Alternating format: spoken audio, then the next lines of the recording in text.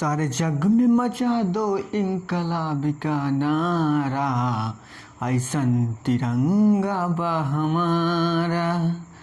जय हिंद दोस्तों, आपका स्वागत है आपके अपने यूट्यूब चैनल एग्जाम हॉल 0.1 में। और आज हम आपको पढ़ाएंगे जियोग्राफी, और जियोग्राफी में उसी टॉपिक से हम क्वेश्चन उठाएंगे जो क्वेश्चन 2016 से 2018 के बीच में आए हुए हैं।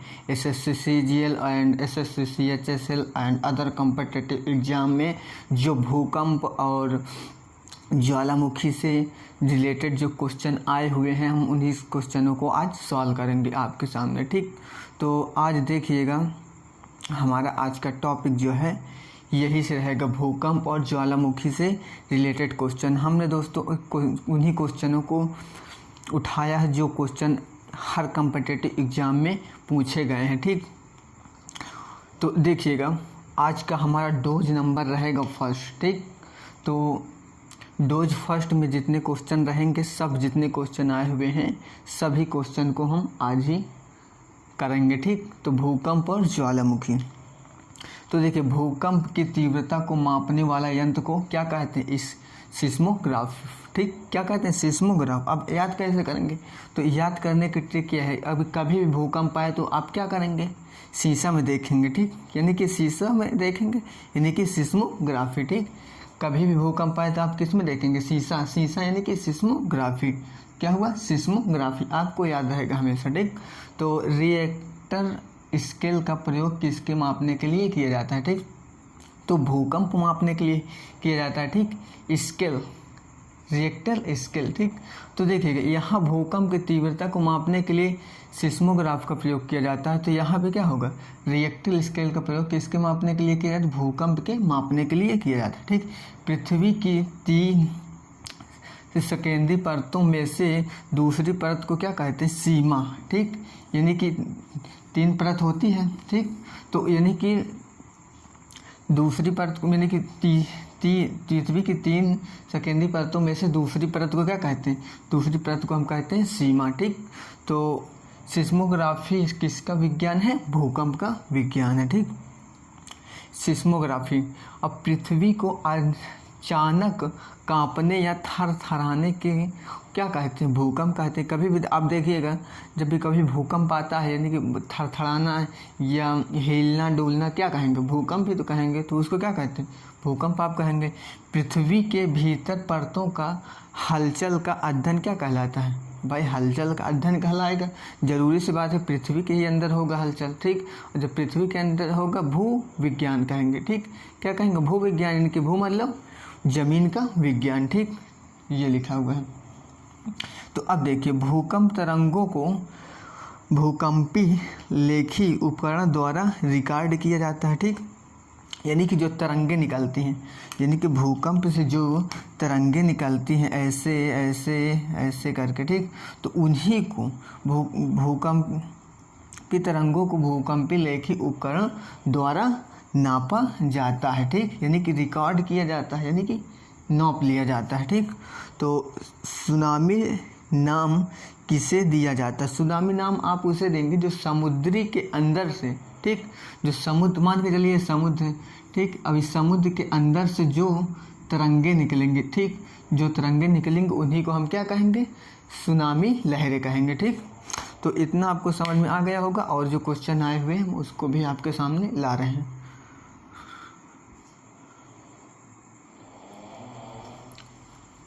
देखिएगा दोस्तों, अब क्वेश्चन ये दिया हुआ है।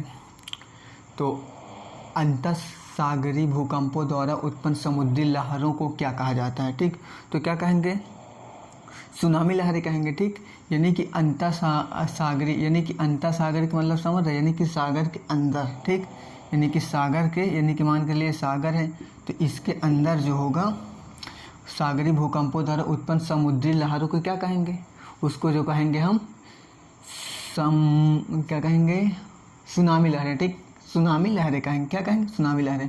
किस ज्वालामुखी में अक्सर उद्गार होती है? ठीक, जागृत ज्वालामुखी में अक्सर उद्गार होती है। उद्गार का मतलब समझ रहे हैं, यानी कि अधिक तेजी से। ठीक, तो अब फिर उसके बाद विश्व में सर्वाधिक जागृत ज्वालामुखी कहाँ आते हैं, ठीक। तो प्रशांत महासागर के आसपास आते हैं, ठीक।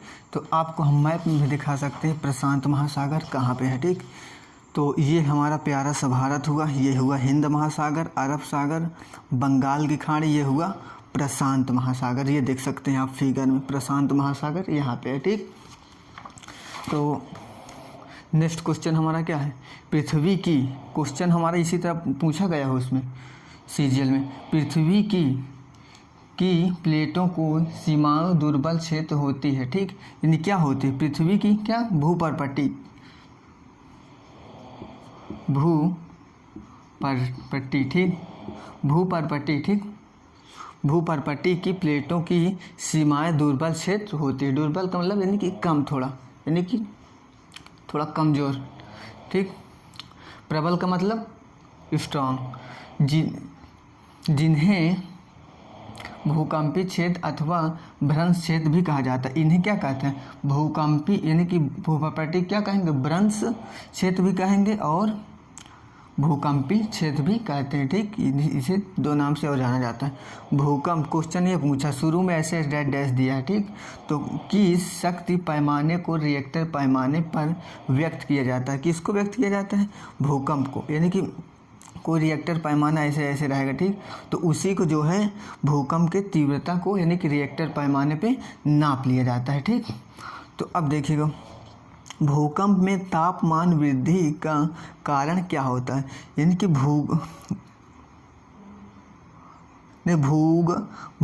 यानी कि भूगर्भ का मतलब ये होता है, भूगर्भ का मतलब ये होता है पृथ्वी के अंदर, ठीक। तो भूगर्भ में तापमान और वृद्धि का कारण क्या होता है, दबाव और रेडियो एक्टिव पदार्थ के कारण होता है, ठीक। तो अब देखिएगा नेक्स्ट क्वेश्चन,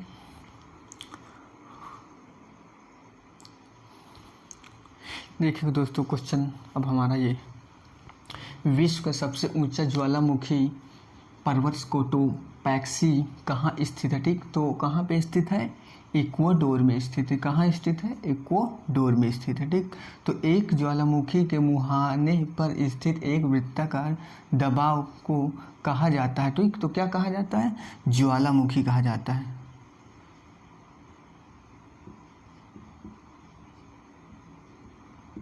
क्या कहा जाता है, ज्वालामुखी कहा जाता है, ठीक। तो एक ज्वालामुखी के मुहाने पर स्थित एक वृत्ताकार दबाव ज्वालामुखी कहा जाता है, ठीक। तो पृथ्वी की भीतरी की सबसे ऊपरी सतह को क्या कहते हैं, ठीक। तो यानी कि सबसे भीतरी यानी कि ये जो है ये इसके जो अंदर है ना, तो ऊपरी सतह को हम क्या कहते हैं, ऊपरी सतह को हम जो कहते हैं भूपरपट्टी कहते हैं, ठीक। क्या कहते हैं, भूपरपट्टी, क्या कहेंगे, भूपरपट्टी कहेंगे, ठीक, भूपरपट्टी। पहले अश्रु निपल्स टीयर की उत्पत्ति कब होती है, ठीक। तो पिल्स की उत्पत्ति होती है जब ज्वालामुखी उद्गार होते हैं, ठीक। यानी कि जब ज्वालामुखी खूब लावा के साथ खूब एकदम धुएंधार के साथ खूब उबाल मारते हैं ना, तो क्या होते हैं, ज्वालामुखी जब उद्गार होते हैं ना, तो पहले अश्रु का उत्पत्ति होती है, ठीक। तो देखिए एक कोई धातु वो तो मतलब कि होता है, ठीक। ऐसे उसको उत्पत्ति होती है जब उबाल मारता है, तो उसी को पहले उस अश्रु कहते हैं, ठीक। तो देखिए पृथ्वी के भूपरपट्टी के प्रत्येक टुकड़े को कहते हैं, ठीक। तो पृथ्वी के भूपरपट्टी के प्रत्येक टुकड़े को हम क्या कहेंगे, प्लेट कहेंगे, ठीक। क्या कहेंगे, प्लेट कहेंगे, ठीक। यानी कि पृथ्वी के एक प्लेट ये हुई, एक प्लेट ये होगी, ये प्लेट ये हुई, तो इन्हीं सब प्लेटों के यानी कि क्या कहेंगे, हम प्लेट कहेंगे, ठीक। जो भूपरपट्टी के प्रत्येक सतह को, यानी कि सबसे ऊपरी सतह क्या है, अब सबसे ऊपरी सतह के अगर टुकड़े उसके भी टुकड़े होते हैं, जब उसके टुकड़े होते हैं तो उसको हम क्या कहेंगे, उसको हम कहेंगे प्लेट कहेंगे, ठीक। तो देखिए उद्गम केंद्र के भू सतह पर उसके निकटतम स्थान को क्या कहा जाता है, तो कहा जाता है अधिकेंद्र कहा जाता है, ठीक। यानी कि उद्गम केंद्र के, यानी कि जब ज्वालामुखी उद्गम होता है, यानी कि जब ज्वालामुखी फैलता है, यानी कि आता है अपने भावताव में निकलकर, तो क्या होती है, भू सतह पर उसके निकटतम स्थान क्या कहेंगे, अधिकेंद्र कहेंगे, ठीक। तो नेक्स्ट क्वेश्चन अब देखिए,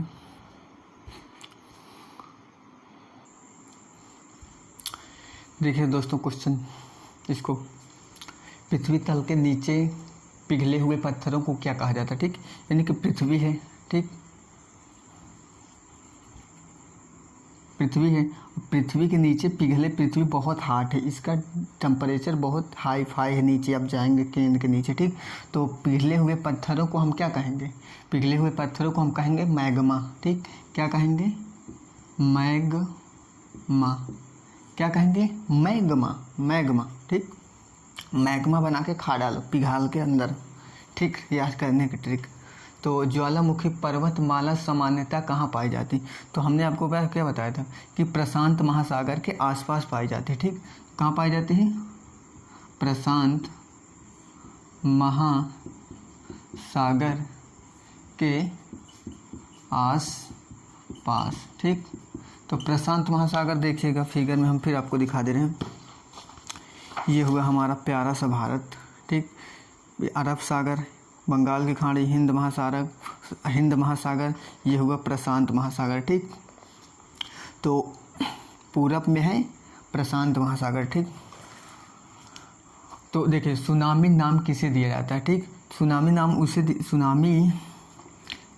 किसे दिया जाता है, सुनामी नाम उसे दिया जाता है जब समुद्र के सतह पे, यानी कि मान के चलिए ये समुद्र हुआ, ठीक, ये समुद्र हुआ, अब जो समुद्र के बीचों बीच में यानी कि सतह पे जब भूकंप आता है, यानी कि आता है, तो सुनामी जो तरंगे निकलती हैं उन्हीं को सुनामी लहर कहते हैं, ठीक। क्या कहते हैं, सुनामी नाम किसे दिया जाता है, जब समुद्र के नीचे से यानी कि सतह से जो तरंगे निकलती हैं तो उन्हीं को सुनामी नाम दिया जाता है, ठीक। तो देखिए इंडोनेशिया के उस विनाशकारी ज्वालामुखी का क्या नाम है जो 2016 में फिर से विस्फोट हुआ, ठीक। हुआ था कई बार, लेकिन 2016 में अभी कितने साल हुआ, यानी कि चार साल हो गया, ठीक, यानी कि 4-5 साल ऐसे हुआ, ठीक।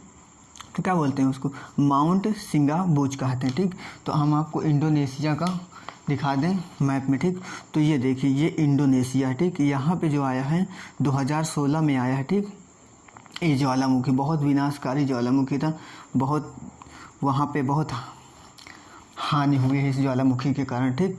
तो देखिएगा सुनामी का मुख्य कारण क्या है, ठीक, सुनामी का मुख्य कारण क्या है, तो सुनामी का मुख्य कारण है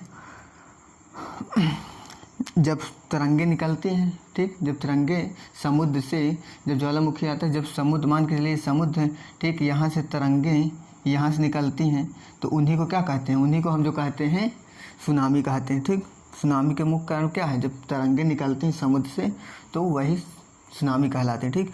सुनामी बनने का कारण क्या है, सुनामी बनने का कारण क्या है, जब भूकंप आएगा तभी तो सुनामी निकलेगी। तो कारण क्या है, सुनामी का कारण क्या, भूकंप का आना। तो आई होप ये वीडियो आपको पसंद आया होगा। अब मिलते हैं अगले नेक्स्ट वीडियो। जय हिंद, वंदे मातरम।